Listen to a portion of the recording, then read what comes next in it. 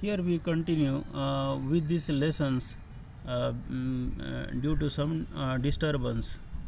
Okay, the advice given by the Prime Minister and the Union of Council uh, the responsibility,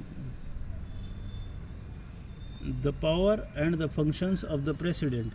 The Constitution has entrusted several powers and the functions to the President. A few are the enumerated as follows. That first, the President summon the meeting of Parliament, prorogue the session of the Parliament, sends message to the both houses, dissolve the Parliament after the tenure is over, or even before the tenure gets over. So here are some powers given to the President by the Constitution. Second is the bill passed by the Lok Sabha and Rajya Sabha must be signed by the President. Without his signatures, the bill cannot become a law. So this is an important power which is given to the President, because the President has a signing authority of the bill which is passed by the Lok Sabha and Rajya Sabha. And then after the sign of the President, that bill becomes converted into the law. The President appoints the Prime Minister and other ministers on the recommendations of a Prime Minister. So the Council of Ministers appointed by the President with the help of Prime Minister.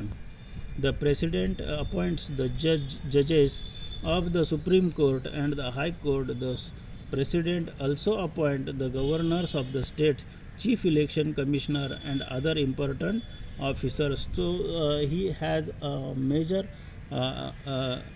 right of appointing the different officers of the state or central government. The President is the commander-in-chief of the armed forces. Decisions regarding war and peace are made by the President. The President has some judicial power too.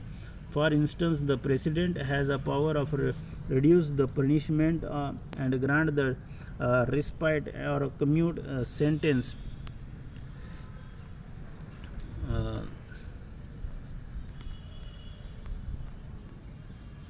A persons of us in a special circumstances, grant a pardon and reprieve. These are the terms which is used in the parliamentary system.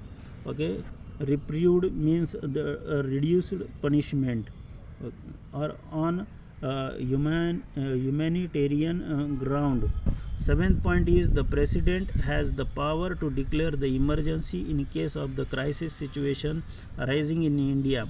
There are three kinds of emergencies mentioned in the constitutions: national emergency, state emergency, financial emergency.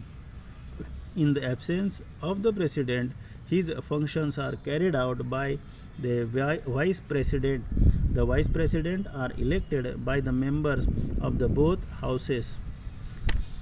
Okay, and the next point is a very important point who runs the whole democracy and parliamentary system, that is the Prime Minister and the Council of Minister.